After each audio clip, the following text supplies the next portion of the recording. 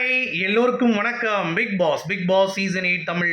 So இந்த வீடியோவில் நம்ம ப்ரமோ 2 வந்து பார்த்துருப்பீங்க. அதில் நான் நல்லா பாசிட்டிவாக தான் கமெண்ட் பண்ணேன். நிறைய பேர் வந்து பார்த்தீங்கன்னா, என்ன ப்ரோ நீங்கள் முத்துவுக்கு ரெட் கார்டு வாங்காமல் விட மாட்டீங்க போலையே அப்படின்ற மாதிரி எதுவும் சொல்லிட்டு இருந்தீங்க.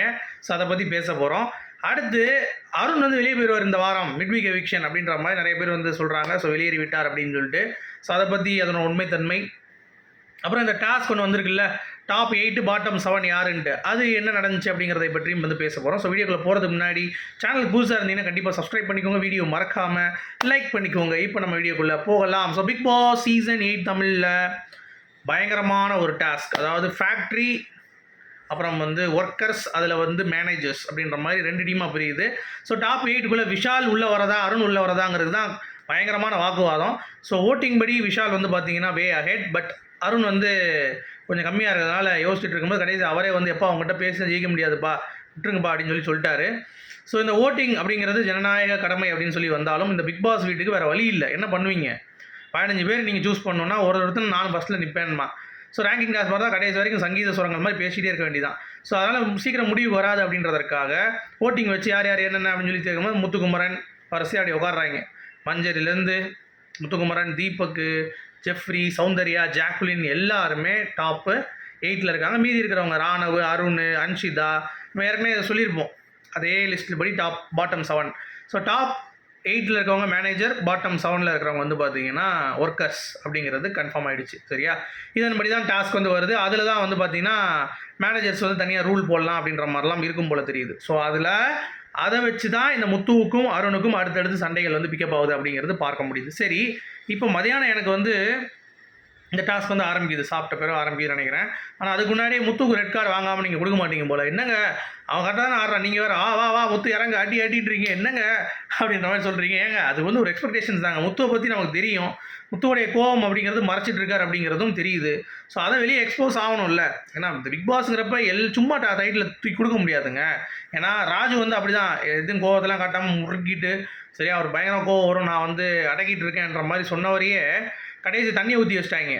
ஆடு குளிப்பாட்டின மாதிரி குளிப்பாட்டினோடனே அன்றைக்கி வந்து கோவப்பட்டு ஒரு விஷயம் பண்ணார். ஸோ அந்த மாதிரி ஒரு எல்லா எமோஷன்ஸையும் காட்டுறவனுக்கு தான் இந்த பிக் பாஸ் கப்புங்க. சும்மா வந்துட்டு ஏன்னா அழுகிற காமிச்சிட்டாரு, கோவத்தை காமிக்கணும்னு வந்து பயங்கர ஆக்ரோஷத்தை காமிக்கணுங்கிறது தான் என்னுடைய பாயிண்ட் ஆஃப் வியூ. அதை முத்து வந்து இந்த 2வது ப்ரோமோல பண்ணியிருக்காரு அப்படிங்கிறது பார்க்க முடியுது. தீபக்கும் வந்து காமிச்சிட்டார், எல்லா நவரசங்களையும் வந்து காமிச்சிட்டார் தீபக்கு. எல்லாமே ஒரே ஒரு காரணம், அருணுடைய எக்ஸ்போஸ் தான். அதாவது ஒருத்தன் வந்து தன்னை மீறி வரணும், வெளியே உடைக்கிறான் அப்படிங்கிறப்ப இவன் ப்ரோவோக் பண்ணுறதால வர்றான். அதான் சொல்கிறாங்க, you're a provoker, you're a twister அப்படின்ற மாதிரி முத்து சொல்லி டே அப்படின்றாருல கடைசி. ஸோ அதெல்லாம் வந்து ஒரு உச்சக்கட்டம். அதை எடுத்துகிட்டு வந்து அருணுக்கு வெரி குட். ஏன்னா அதை தான் நம்ம பண்ணணும் இந்த பிக் பாஸ் வீட்டில் அப்படிங்கிறது தான் கொஞ்சம் அடித்து ஆட வேண்டிய கட்டாயத்தில் இருக்கும். ஸோ முத்து அதை வச்சு பாயிண்டில் கரெக்டாக பேசிட்டாருன்னா அருணை நாக் பண்ணி கீழே தள்ளி விட்டுருவார். போடா டே, நீ வந்து இவ்வளோ தூரம் பேசி கற்றுனதுக்கு ஒரே பாயிண்டில் ஒன்று டப்புன்னு முடிச்சிட்டேன்டான்ற மாதிரி முத்து முடிக்கிறாரா, இல்லை அருண் வந்து அந்த பாயிண்ட்டை வச்சு முத்துவ முடிக்கிறாரா அப்படிங்கிறது தான் நம்ம பார்க்கணும். அவ்வளோதான். ஸோ என்ன சண்டைனா இட்ஸ் அபவுட் ரூல்ஸ். ஒரு ரூல்ஸ் வந்து புதுசாக போட்டிருக்காங்க போல தெரியுது. அது வந்து லேபர் வந்து கத்திட்டு இருக்காங்க. லேபர் வந்து போராட்டம் அப்படின்ற மாதிரி கத்துவாங்கல்ல, அந்த மாதிரி மேனேஜருக்கு எதிராக போராட்டம் பண்ணுகிறார்கள், அந்த ரூல்ஸை ஏற்றுக்க முடியாது என்று. அப்போ சவுண்ட் வந்து மரியாதையாக பேச அப்படின்னு சொல்லி கத்திட்டு இருக்கா.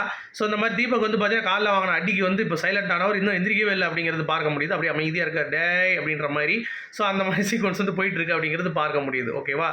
இன்னும் வந்து நீங்கள் நல்லா கவனிச்சிங்கன்னா இதில் ஒரு சுவாரஸ்யமான தகவல் என்ன இருக்குன்னு தெரியுமா? இன்னும் நிறைய விஷயங்கள் இருக்குது. அதெல்லாம் நம்ம வந்து போக அந்த ஃபைட்டில் நடந்து முடிஞ்சோடனே தான் நான் வந்து எக்ஸ்பிளைன் பண்ணுவேன். ஏன்னா அருண் வந்து கம்ப்ளீட்டாக ஒரு பிளான் பண்ணிட்டான். இந்த முத்துங்கிறத அப்படி காமிச்சான்ல, அப்போயே தெரிஞ்சு போச்சு இந்த வாரம் நான் முத்து அட்டாக் பண்ண போகிறேன், எல்லாம் வெளியே உட்காந்து வேறு லெவலில் பண்ணுங்கடான்ட்டு. ஸோ எல்லாரும் பிஆர் வச்சுட்டு வந்திருக்காங்கன்னா யாருக்கு தான் சப்போர்ட் பண்ணுறது? முத்துக்குமரனுக்கு இருக்குது, சௌந்தர்யாவுக்கு இருக்குது, அருணுக்கு இருக்குது, எல்லாத்துக்கும் இருக்குது. அப்படிங்கிறப்ப நம்ம எவனுக்கு தான் சப்போர்ட் பண்ணுறதுன்னு தெரில. இந்த சீசனே வந்து ஒரு clumsy season, worst season of the Bigg Boss history அப்படிங்கிறதுனால எவன் ஜெயிச்சாலும் கவலை இல்லை அப்படிங்கிறது தான்.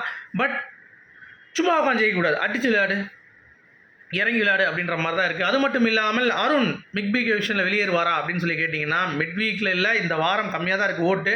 அதுவும் ஒரு டேஞ்சர் ஜோனில் தான் அருண் இருக்கார். அப்படிங்கிறப்ப அதுக்காகத்தான் இந்த மாதிரி ஒரு ஆட்டம் ஆடுறாரா, நம்ம வெளியே தெரியணும் அப்படின்றதுக்காக. ஸோ மேபி இருக்கலாம்ல. உங்களுடைய கருத்துக்கள் சொல்லுங்கள். இந்த சண்டை வந்தப்போ நான் என்னென்னு பார்த்துட்டு சொல்கிறேன். ஓகேவா? Thank you guys, good bye.